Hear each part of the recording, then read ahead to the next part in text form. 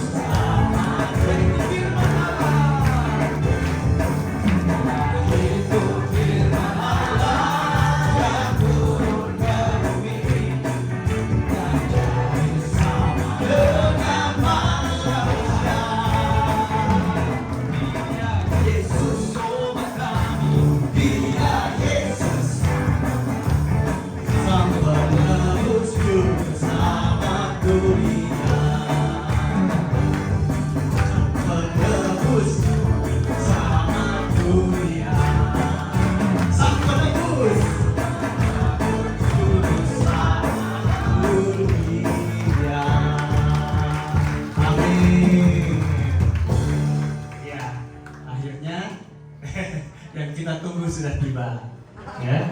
Belum tahu dia Jakarta macet ya. Oke, kami undang Pastor Johnson Sinapo dari Malaysia.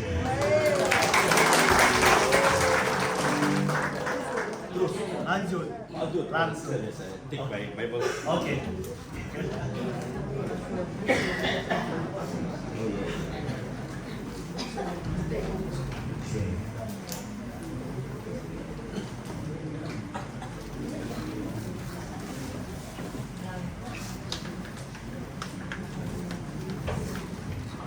Different.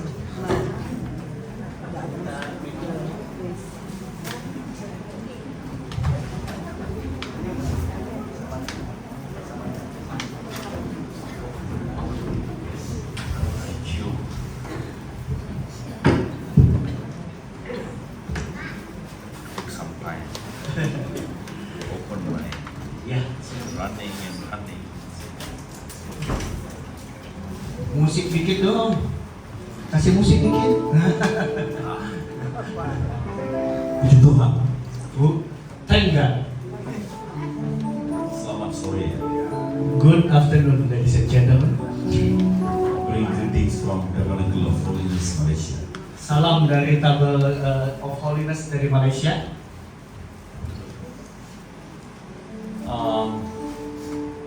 Let us read Ayo kita baca yuk. Psalms chapter 92, Mazmur pasalnya yang ke-92, verse 12. ayatnya yang ke-12.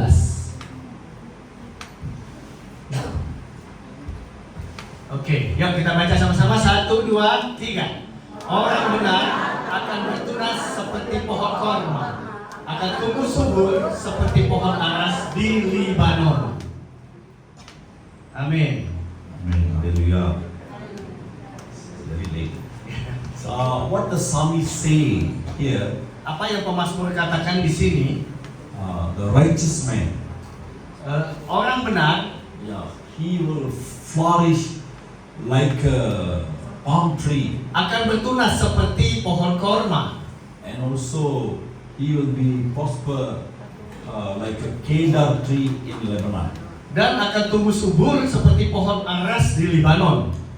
In the Bible, many times Holy Spirit wrote about trees, fish, mountains, valleys. Di Alkitab itu Roh Kudus sering menyampaikan perumpamaan seperti pohon, gunung, lembah gitu ya, dijadikan perumpamaan. But all in this, why the Lord wrote about this? Nah, dan apa yang tertulis di sini, God want us to understand certain spiritual significance. ya Tuhan ingin supaya kita bisa memahami hal-hal yang Tuhan gambarkan secara benar.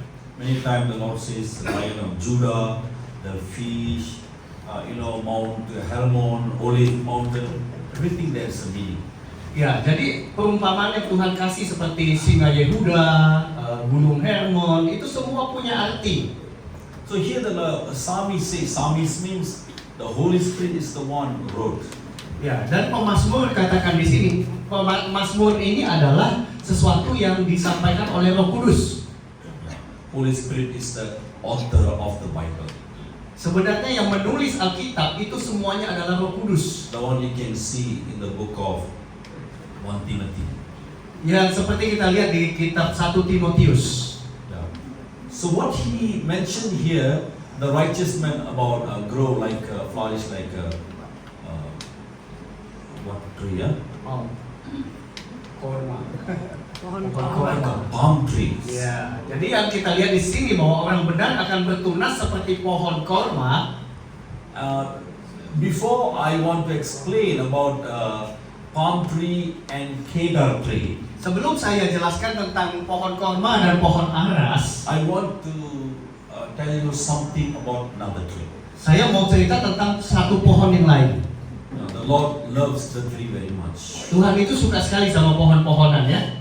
Yeah, we first I want to tell about the tree. Pertama-tama saya mau ngomong tentang sebuah pohon, Then later I will show you the name of the tree. dan nanti baru akan saya tunjukkan nama dari pohon itu.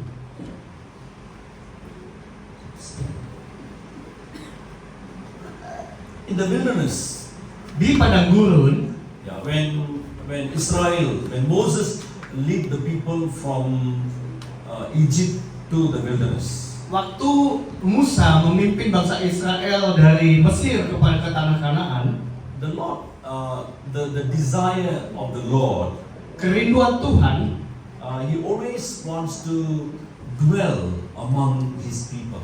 adalah untuk Tuhan itu bisa selalu tinggal bersama-sama dengan umatnya. In the Old Testament, Di perjanjian lama, yeah, they must go to the place called tabernacle. Umat Tuhan ini harus pergi ke suatu tempat yang namanya tabernakel. And the Lord told Moses, build the tabernacle Maka Tuhan suruh Musa bikin tabernakel and build all the materials in the tabernacle according to my plan, my advice. dan Musa disuruh bangun tabernakel itu dan segala isinya sesuai dengan arahan-arahan yang Tuhan kasih. So we must understand this. Kita mesti pahamin ini. God is a God who doesn't want to be very far from us. Tuhan itu sebetulnya adalah Tuhan yang tidak mau jauh-jauh dari kita. God is always in us. Tuhan selalu ada di dalam kita. When you are going back from here, Kalau kita pulang dari tempat ini, don't think in the church Jesus was there. I'm going with an empty hand. nah jangan pikir oh Tuhan Yesus tuh adanya di gereja sini. Nanti kalau pulang saya kosong lagi. No, it's not like that. Enggak seperti itu. God is dwell in us. Karena Tuhan selalu tinggal di dalam kita. Book of 1 Corinthians chapter 3 verse 16 and 17 says that. 1 Korintus 3 ayat 16-17 katakan seperti itu. Do you not know? Tahukah kamu? Yeah, maybe you can read it. 1 Korintus 3 ayat 1 Korintus 3, 16 dan 17.16. Ya, tidak tahukah kamu bahwa kamu adalah bait Allah dan bahwa Roh Allah diam di dalam kamu? 17. Jika ada orang yang membinasakan bait Allah, maka Allah akan membinasakan dia. Sebab bait Allah adalah kudus dan bait Allah itu ialah kamu. How many of you happy? Berapa banyak yang senang dengan ayat firman ini? Oh, tidak ya. Don't take the second paragraph. Jangan lihat yang 17-nya dulu. Yeah. Lihat yang 16 dulu. Yeah, don't think I don't want to come here and say to you, don't play, with God. God will strike you. Jangan pikir saya datang sini untuk kasih tahu Bapak Ibu, jangan main-main sama Tuhan ya. Ntar Tuhan hukum kalian. Gitu enggak.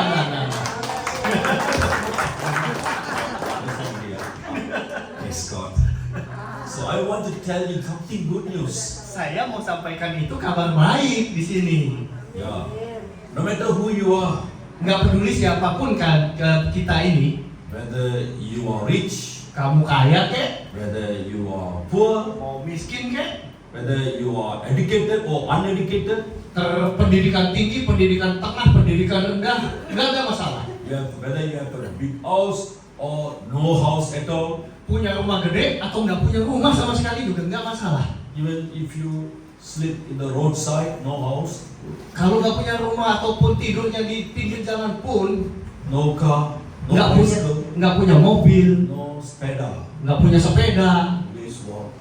I'm very poor. saya cuma bisa jalan, saya ini nggak punya apa-apa. No matter whether you are so beautiful, Nggak peduli, sekalipun kamu cantik luar biasa. like a Shah Rukh Khan, yeah. Kayak serokan. Shah Rukh Khan, everyone know. Ya, You no. know me. Ibu-ibu tahu semua sarukan. Kuch hota hai, right? Kuch kota hai. He's very handsome Dia ganteng banget. because he don't have Jesus in his life. Tapi kan dia tidak punya Yesus dalam hidupnya. His life is in terrible today. Hari ini hidupnya itu kasihan sekali. His son was, fall in drugs. Anaknya jatuh dalam obat-obatan. So many cases. Banyak kasus. He is one of the guy who are very, very richest person in the world. Dia salah satu orang yang boleh dibilang paling kaya. I don't talk about him, yeah. Gak usah kok. I don't want to talk about Shah Rukh Khan. Saya sih nggak mau ngomongin tentang dia ya. I'm here. I want to talk about Jesus. Saya mau kesini ini mau ngomong tentang Tuhan Yesus. So no matter who you are, Jadi nggak peduli siapapun kita, whether you handsome, mau ganteng kek, whether you beautiful, cantik kek. see, our brother Chris Santo look very handsome. Nah yang kayak gini nih yang ganteng. Nah, amin amin amin. Amin ya. Amen. Very handsome, yeah. Whether you're handsome, beautiful or not beautiful, God never see that. Tapi Tuhan nggak pernah lihat ganteng cantiknya kita.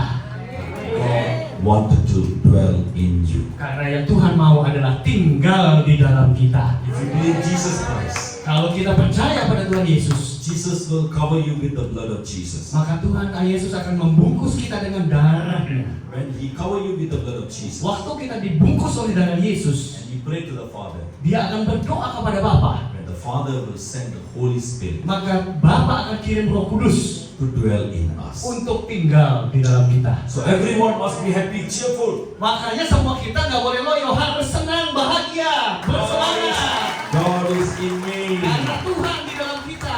You see, the Holy Spirit written in the Bible. Lihat apa yang Tuhan Roh Kudus tulis di Alkitab. In the book of 1 John chapter 5. 1 Yohanes pasal 5.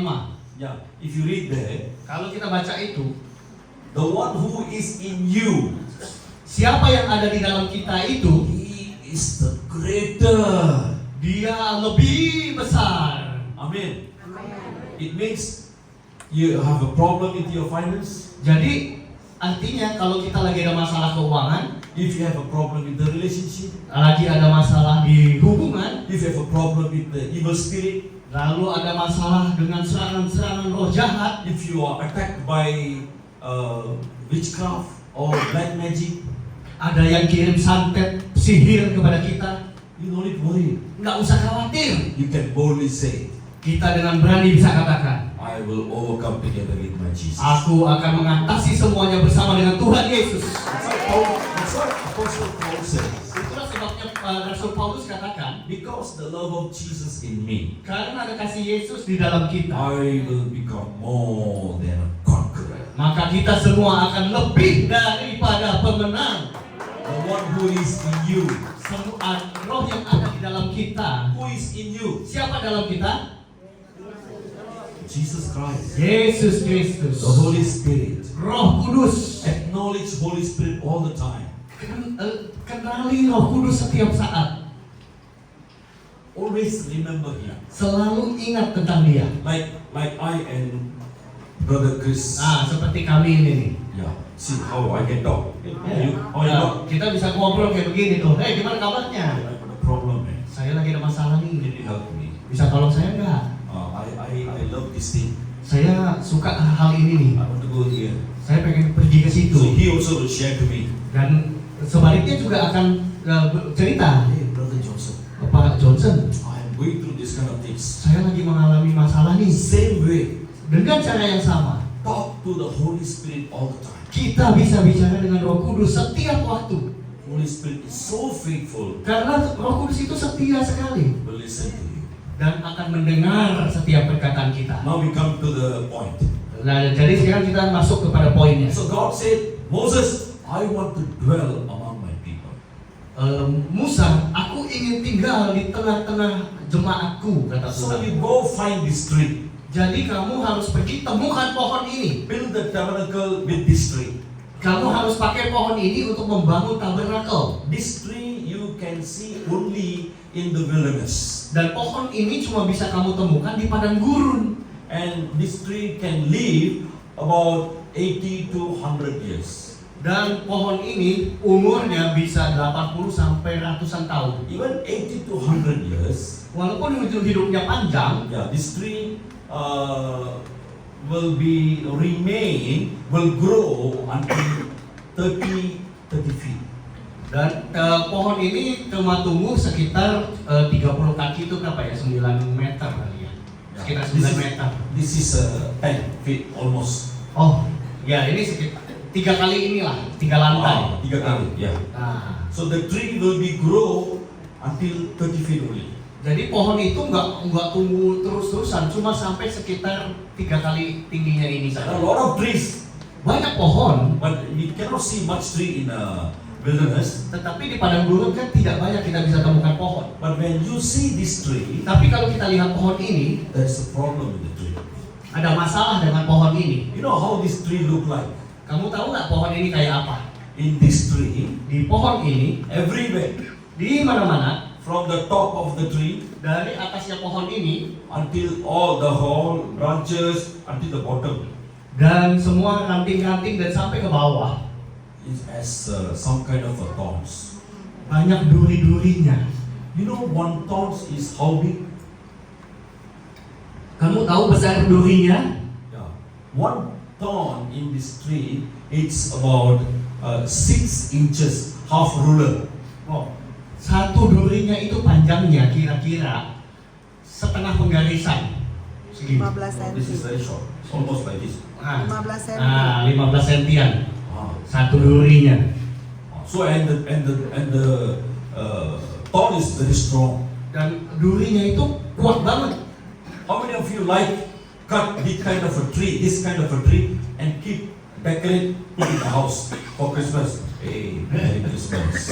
Berapa banyak Bapak Ibu kalau ketemu pohon yang kayak gini, durinya gede-gede, mau potong itu pakai buat hiasan rumah? Siapa yang mau? Are you like?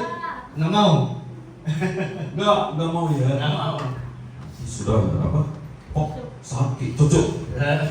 Kalau ketusuk sakit. You know what will happen? Apa yang akan terjadi? In the wilderness, Di padang gurun, many times there will be a very strong winds blowing. seringkali ada angin kencang yang bertiup di padang gurun. Yeah.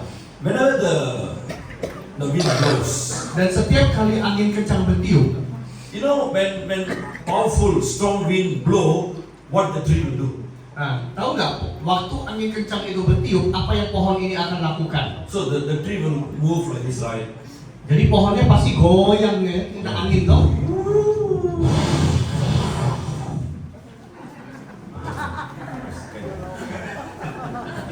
So you know, I think everyone know when powerful winds, the tree all will start to move from here, right? Ya, jadi kita semua tahu ya, kita pernah lihat ya pohon yang goyang kencang kena angin ya. Every time when the old branches start to move both sides, Ya, jadi semua cabang-cabangnya itu akan bergerak kiri kanan. the old tree, the thorns will start to poke the old tree.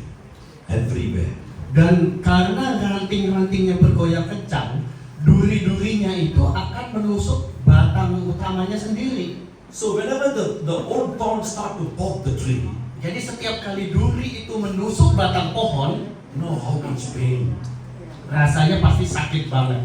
Of course, this tree won't cry. Tentu aja pohon nggak bisa nangis ya. But you know what happened? Tapi apa yang terjadi? Whenever the thorn try to poke the tree, a kind of a liquid start to come out from the tree. Jadi setiap kali batang pohon itu kena durinya sendiri, akan ada cairan yang keluar dari batang itu. So many problems for this tree. Jadi banyak masalah di pohon ini nih. Why I say this? Kenapa saya ceritakan ini? In the wilderness, Di padang gurun, cannot get water. kita nggak bisa gampang dapat air. Yeah. So this tree will search for the tree somewhere and try to get the suck the tree, water, and with the little water, the tree will survive. Jadi pohon ini akan berjuang susah payah cari air walaupun cuma sedikit supaya dia bisa serap dan bertahan hidup. Now the tree have a challenge. Jadi pohon ini punya tantangan. Whether I wanted to die, Apakah pohon ini akan mati? maybe cry to the Lord. Mungkin dia akan teriak kepada Tuhan. Lord, in the wilderness I got only little water. Mungkin pohon ini kalau bisa teriak, dia teriak, Tuhan, air di padang gurun dikit banget. Yeah. But now I am with a problem now. Sekarang saya jadi masalah nih Tuhan. My own thorns start to poke me. Sekarang duri-duri saya nusuk badan saya sendiri. And the little water in my body, it start to leak. Dan air yang cuma sedikit yang ada pada saya gara-gara duri tadi jadi keluar, bocor. You know, sometimes Tahu nggak kita bahwa sesekali there are so many financial problems, banyak kita mengalami masalah keuangan like the thorns in our body. seperti duri yang menusuk badan kita. Sometimes own beloved husband or wife or the children become like a thorn in our body. Kadang-kadang duri itu nggak pasti pasangan kita, anak kita, keluarga kita, itu seperti duri yang menusuk badan kita. How many of you going through this kind of experience in your life? Berapa banyak yang pernah ngalamin ini dalam hidup kita? Oh, I trust my friend. Saya percaya sama teman saya, He cheated me. tapi dia menipu saya. He poked me. My own friend poked me, really paying for me. Teman dekat saya yang saya percaya menusuk saya dan menyakiti hati saya. Oh, my husband neglect me. Suami saya nggak peduli sama saya. My friends in the church, they doesn't want to see me. Teman saya di gereja ketemu saya pun udah nggak mau. Yeah, I have a problem relationship with my sister, brother. Saya punya masalah dengan saudara-saudara saya. So we have go through this kind of a thorns in our own life. Jadi hal-hal seperti itu seperti kita mengalami duri menusuk hidup kita. The old thorn poking experience.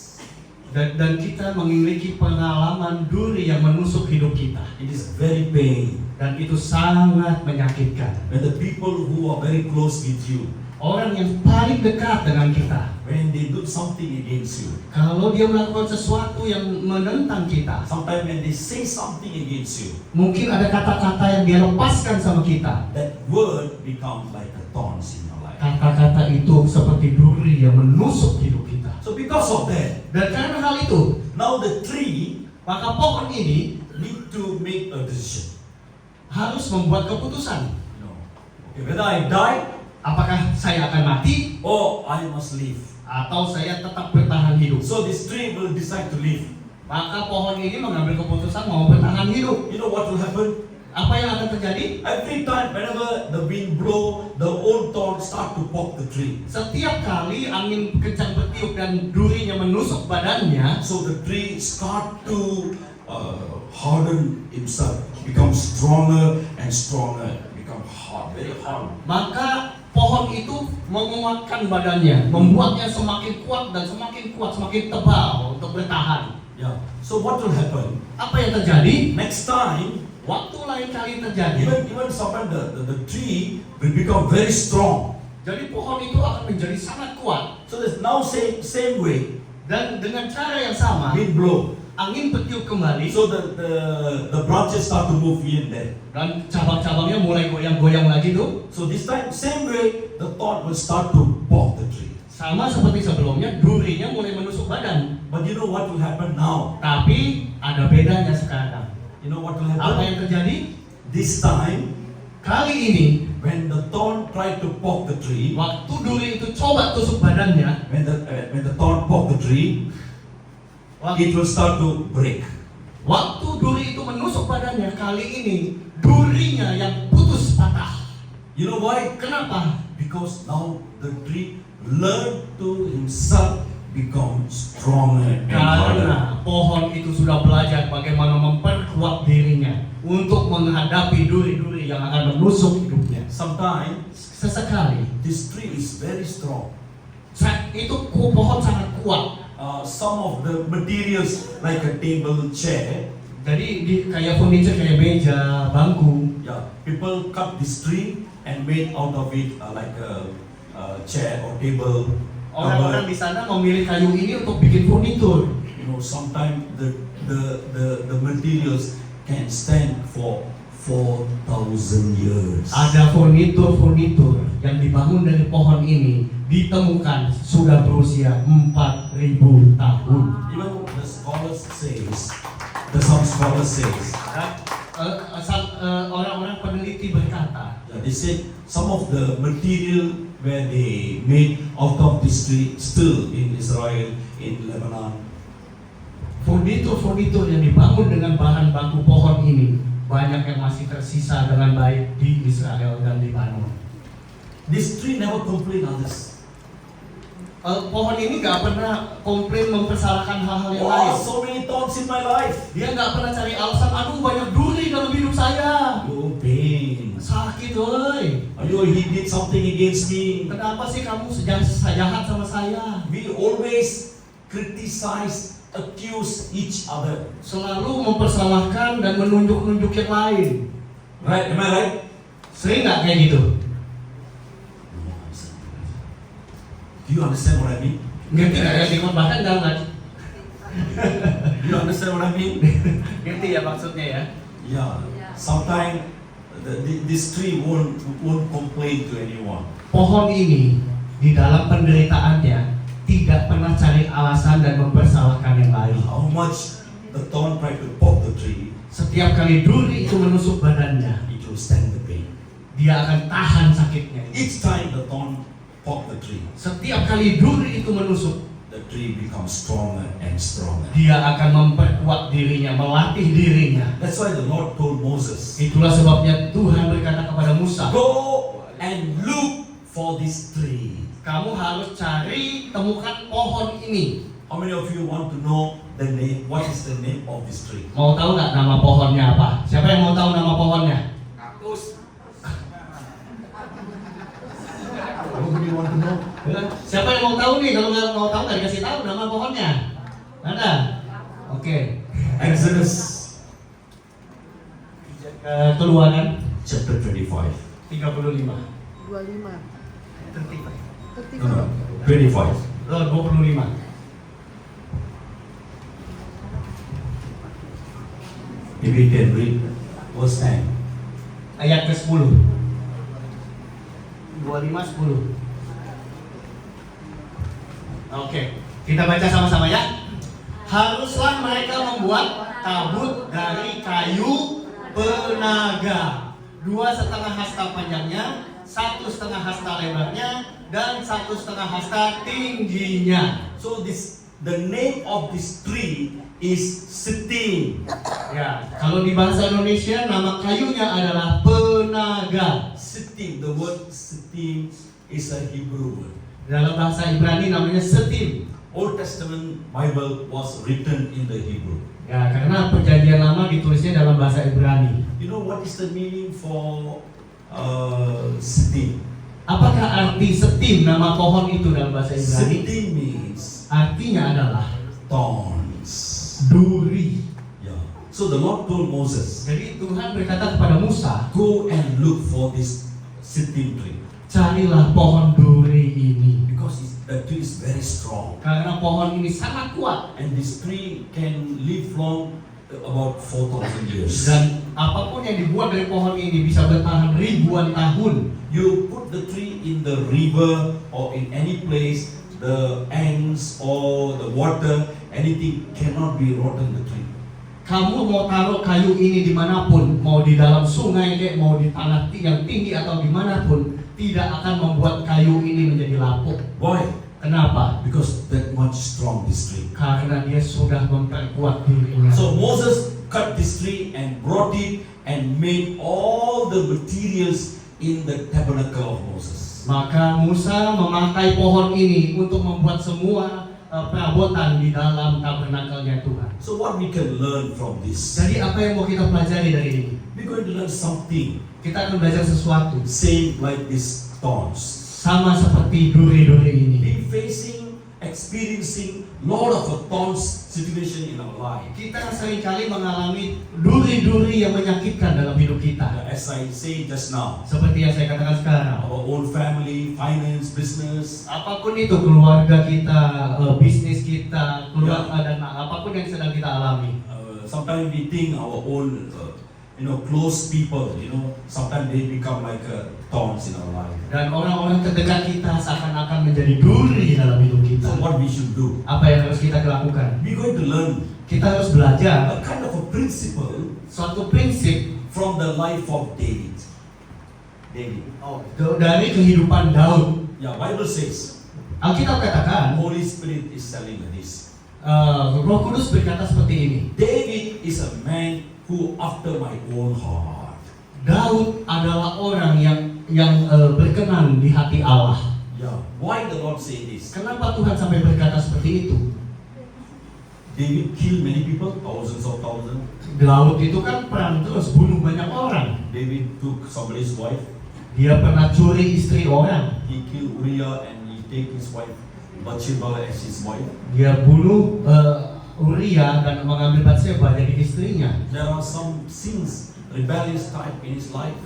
Ada peristiwa-peristiwa pemberontakan yang pernah terjadi dalam hidup Daud. But in the end, Tetapi di akhirnya the Lord said, the Holy Spirit is written in the Bible. Roh Kudus menulis di Alkitab, Daud Is the one person adalah seseorang who is after my own heart. yang sangat berkenan di hatinya Tuhan. Why?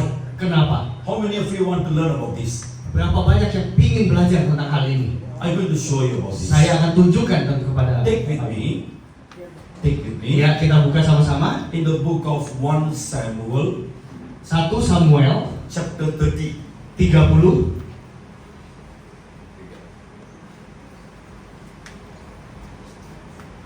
1 Samuel 30 Yeah, maybe you can read it. ayatnya Verse 1. Start yang from 1. pertama. 1 Samuel 30 ayat pertama. Ketika Daud serta orang-orangnya sampai ke Ziklag pada hari yang ketiga, orang Amalek telah menyerbu tanah Negeb dan Ziklag. Ziklag telah dikalahkan oleh mereka dan dimakan habis. Terus perempuan-perempuan dan semua orang yang ada di sana, tua dan muda, telah ditawan mereka dengan tidak membunuh seorang pun. Mereka menggiring sekaliannya kemudian meneruskan perjalanannya. Terus ketika Daud dan orang-orangnya sampai ke kota itu, tampaklah kota itu terbakar habis dan istri mereka serta anak mereka laki-laki dan perempuan telah ditawan. Lalu menangislah Daud dan rakyat yang bersama-sama dengan dia itu dengan nyaring sampai mereka tidak kuat lagi menangis. Okay, I'm going to share something here. Nah, saya bagi sesuatu dulu di sini. Now David is staying with his wife and with his army, in the place called Ziklag. Jadi saat itu Daud sedang tinggal di daerah namanya Ziklag bersama dengan keluarga-keluarga dan pasukannya. You know what is the meaning of Ziklag? Tahu nggak artinya Ziklag itu apa? It is a Hebrew word. Itu juga bahasa Ibrani. Ziklag means, Ziklag artinya, it is the scholars they describe like this. Oh. They don't know how to describe, so they describe it this way. jadi para peneliti mendeskripsikan Ziklag itu seperti ini. Yeah. Ziklag is something like, how many of you drink sugarcane juice? Berapa banyak yang pernah minum air tebu di sini? Air tebu? Doyan ya, Bu ya? Ah.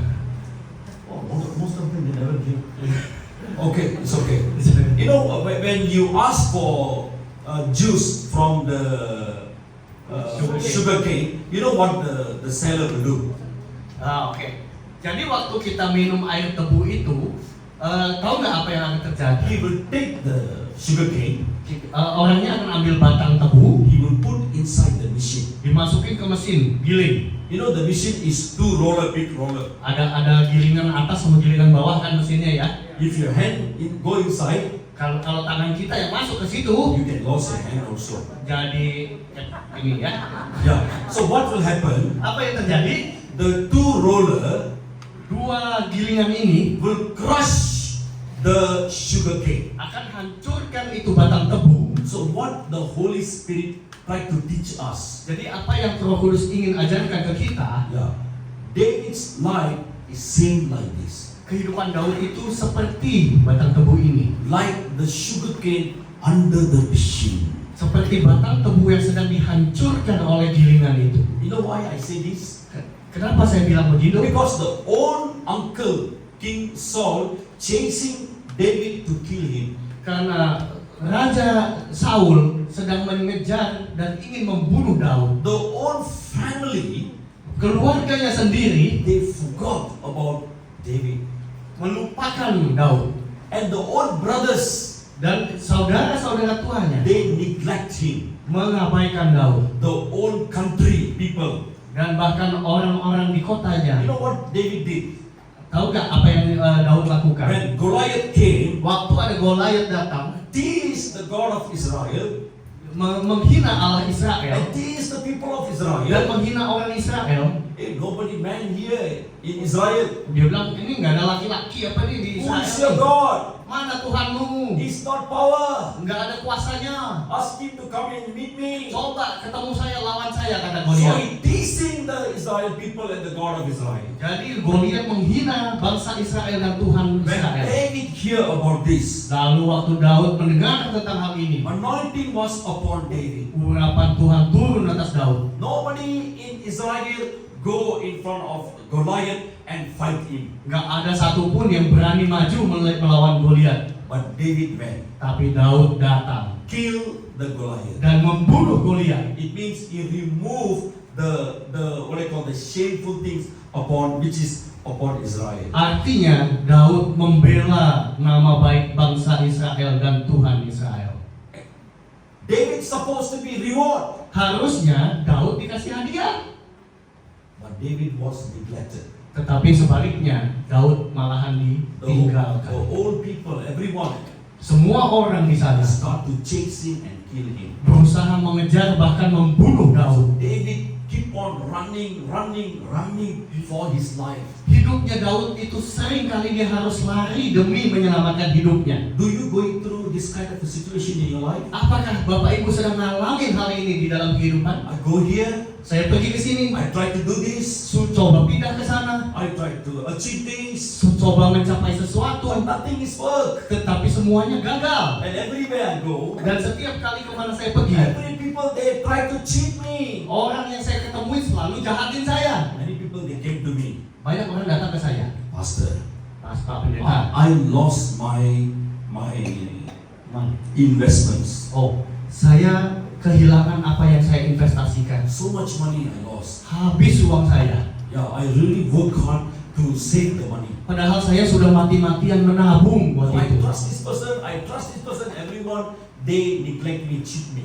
Tetapi setiap kali saya percaya ke orang, mereka selalu curang dan jahat kepada I saya. do not know what to do. Saya nggak tahu lagi apa yang harus saya kerjakan. So sometimes what we do, we always criticize, accuse other people. Jadi setiap kali kita akan selalu memberi alasan karena dia jahat, karena salah dia, karena dia punya kecurangan. But David Tetapi Daud is a person adalah orang never criticize, complain others.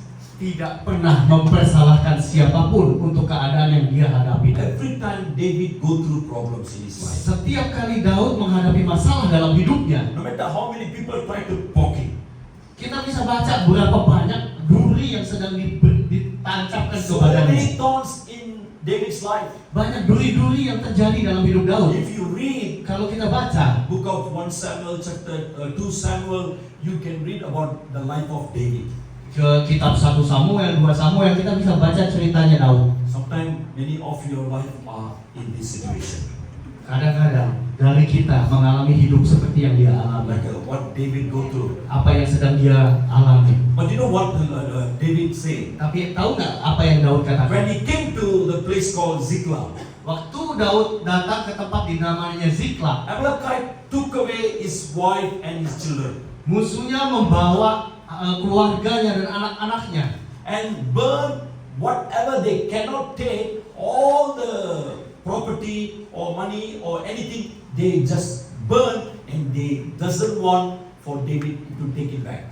Jadi musuh itu membawa keluarganya, membawa barang-barangnya, dan kalau yang barang nggak bisa dibawa, dibakar habis supaya Daud tidak punya sisa apapun dalam hidupnya. Look at me. Lihat saya. If you are in the situation, Kalau kita di posisi itu, how you feel? apa yang kita rasakan? Everywhere, Di mana-mana, I cannot find peace. saya nggak bisa menemukan damai. Everyone become thorn in our life. Semua orang sepertinya mau menusuk duri dalam I hidup don't saya. know whom to trust. Saya nggak tahu siapa yang bisa saya percayai. Yeah, sometimes we cry. Kita menangis, You know, the Holy Spirit tapi Roh Kudus wrote about these two wife name, the wife of David. dan di Alkitab Roh Kudus menulis 2 nama istrinya Daud. Yeah, maybe we can read it.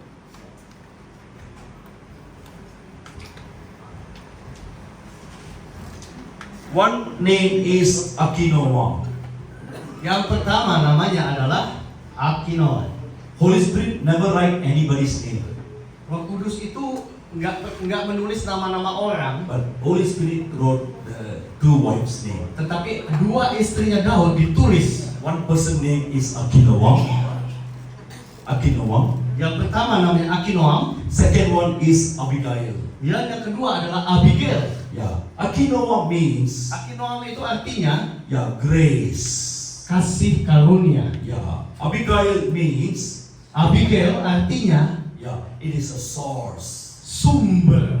Yeah, so now Jadi sekarang the Holy Spirit tried to explain things. Roh Kudus sedang mencoba jelaskan. Daud, he had only one thing, Hanya memiliki satu hal, the grace and also the sources. sumber dan kasih karunia. Now, Dan sekarang the grace and the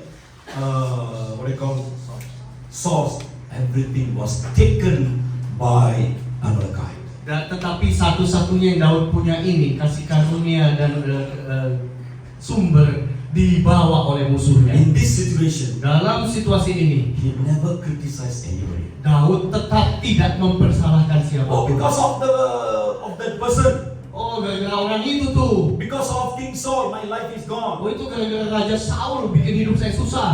Lord, I did good, but look at King Saul, what he did for me. Saya ini berbuat baik, kenapa Raja Saul kayak begitu Tuhan? Look at, I did good things for Israel, but my own family, the people, they rejected me. Ya, saya coba berbuat baik, menolong, tetapi saya malah ditolak oleh bangsa saya. David never murmur or complain to God. Daud tidak pernah komplain ataupun menggerutu kepada Tuhan. God loved the people. Tuhan mengasihi orang-orangnya. You know who? What kind of a people? Orangnya seperti apa? Does not complaining, accusing God or people. Orang yang tidak pernah mempersalahkan orang lain dengan keadaan yang dia alami. Try the best not to accuse or complain anybody in your life. Belajar untuk tidak mempersalahkan keadaan dan orang lain apa yang kita hadapi dalam hidup. When you become like this, Kalau kita bisa seperti ini, you will find grace and favor from God. maka kita bisa merasakan kasih karunia dan kebaikan Tuhan. And the Bible says, Alkitab katakan,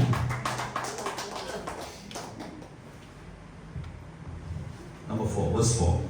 ayat keempat. Lalu menangislah Daud dan rakyat bersama dengan dia itu dengan nyaring sampai mereka tidak kuat lagi menangis. You know, David went into the presence of God Waktu Daud masuk ke dalam hadirat Tuhan, and he started to cry until he lost all his strength. Dan dia menangis sampai tidak kuat lagi, kehabisan kekuatannya. No matter what happened in your life, Mungkin itu yang terjadi dalam hidup you're kita. facing problem about your children's life. Mungkin kita sedang ada masalah dengan kehidupan anak-anak. You're facing husband and wife relationship. Mungkin masalah suami istri. You're facing a financial problem in your life. Mungkin masalah keuangan di hidup kita. Maybe you're facing some kind of a health problem in your life. Mungkin masalah kesehatan di badan kita. Do not worry. Jangan khawatir. Come to the presence of God. Datang masuk ke hadirat Tuhan. Cry. Menangislah di situ. Cry in the presence of God. Menangis di dalam hadirat Tuhan. See, Holy Spirit written here. Karena Roh Kudus menulis di sini. We must learn how God can help us. Kita harus belajar dan mengalami bagaimana Tuhan mampu menolong kita. If you ask God, Kalau kita tanya kepada Tuhan, give me bread, kasih saya roti. God won't give you a stone. Tuhan nggak akan kasih kita batu. If you ask for milk, Kalau kita minta susu, God won't give you poison. nggak mungkin dikasihnya racun. So we must be role model for our children. Kita harus jadi teladan dan contoh buat anak-anak kita. See, our children doesn't want to come to church. Nah, lihat, anak-anak kita sedikit sekali yang mau ikut ke gereja. So you, the children, your children must see you. Wow, my mommy, my daddy, they are prayerful people.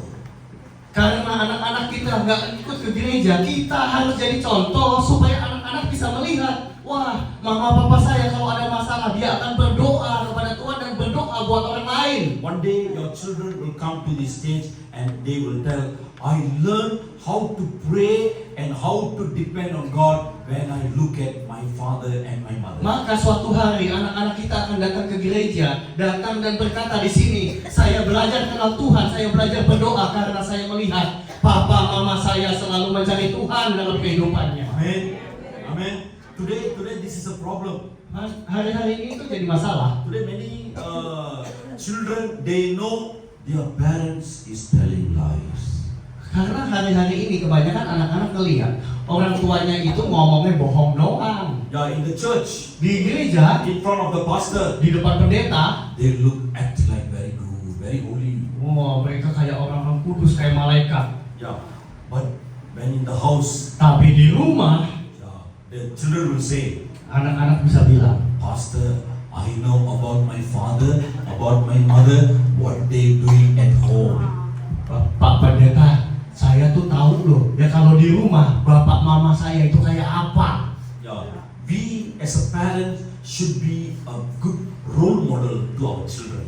Maka itu Bapak Ibu, kita sebagai orang tua harus jadi teladan dan contoh yang bisa dilihat oleh anak-anak kita. Our children must say, I learn how to read Bible, I learn how to pray, I learn how to depend on God. All these things through my mother and through my father. Kita harus bisa membuat anak-anak kita berkata, saya belajar kenal Tuhan, saya belajar baca Alkitab, saya belajar berdoa di dalam masalah, karena saya belajar itu dari orang tua saya. No matter what happened, Apapun yang terjadi, come to the presence of God. datang masuk ke hadirat Tuhan, Pray, berdoa, morning pagi, or in the night. malam, Choose one place in your house carilah satu tempat di rumahmu, and dedicate the place dedikasikan tempat itu, and pray to God. dan datang kepada Tuhan. Tell God, Katakan kepada Tuhan, Lord, Tuhan, every day, setiap hari, morning, pagi, 6 to 7, jam 6, jam 7, or 7 to 8. atau jam 7, jam 8, No matter what time you want to choose, terserah waktunya, pilih aja. and dedicate the time to God. Tetapi berikan waktu itu untuk Tuhan. And after you dedicate, Setelah kita pastikan waktunya, every day morning, setiap pagi, you must go into the place, datanglah ke tempat itu, seeking God. carilah Tuhan. Our God is Tuhan a kita God of a covenant.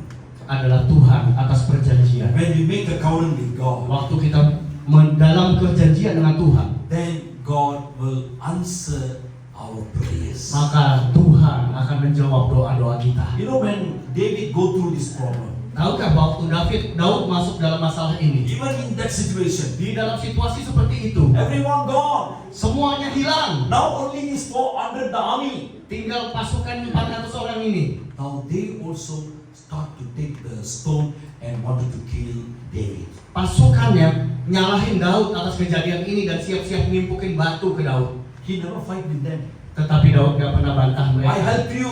Saya bantu kamu. I give everything to you. Udah saya kasih segalanya. But why you all did this thing to me? Kenapa kamu begitu?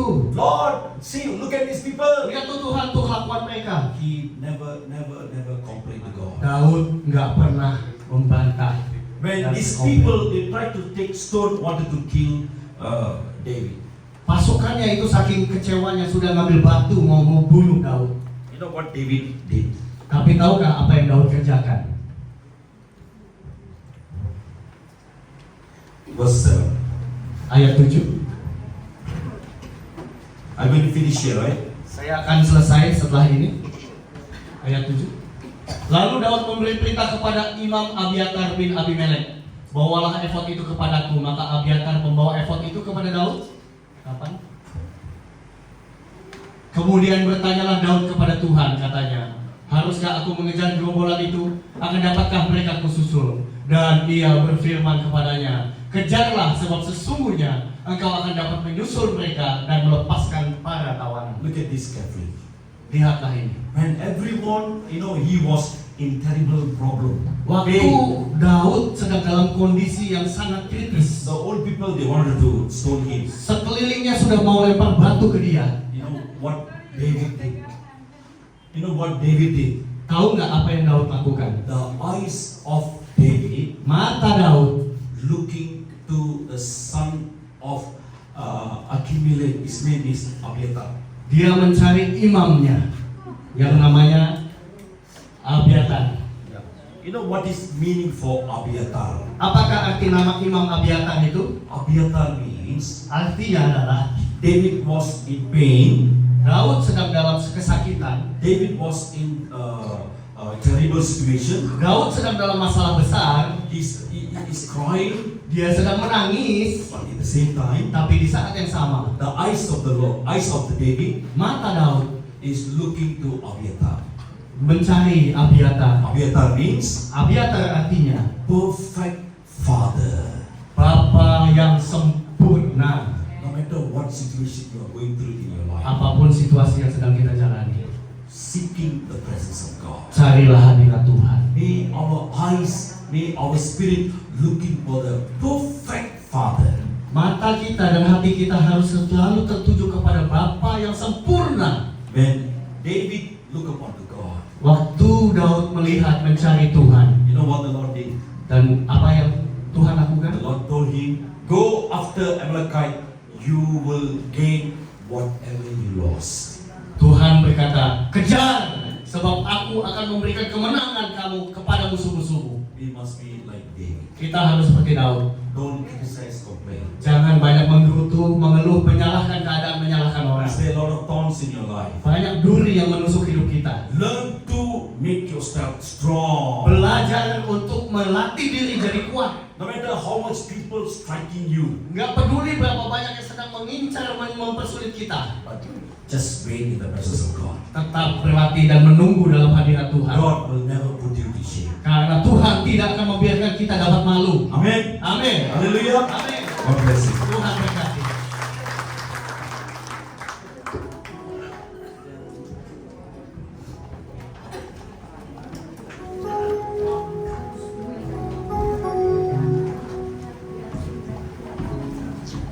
Oke, baik, kita terima kasih buat pastor yang sudah menyampaikan kebenaran firman Tuhan dan pelayan keluarga terus diberkati oleh Tuhan.